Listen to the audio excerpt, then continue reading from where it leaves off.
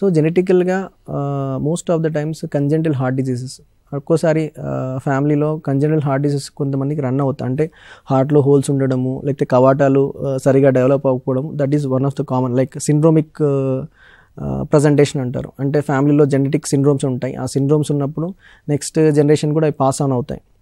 So అది congenital heart disease లాగా present అవ్వచ్చు. నెక్స్ట్ కామన్ వచ్చేసి హైపోట్రోపిక్ కార్డియోమైపతి చిన్నపిల్లల్లో.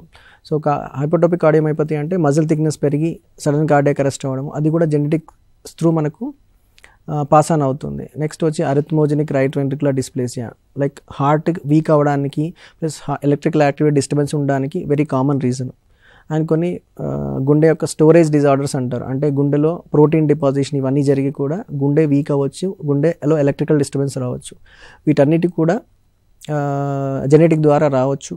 అండ్ ఇంకొకటి కొర్నరీ ఆర్టరీ డిజీజ్, అంటే ఏదైతే హార్ట్ అటాక్ జబ్బు ఉందో దానికి చాలా వందల రకాల జీన్స్ కారణం ఉండొచ్చు. ప్రతి జీన్ని మనము డిటెక్ట్ చేయలేదు జెనెటిక్ టెస్ట్ ద్వారా.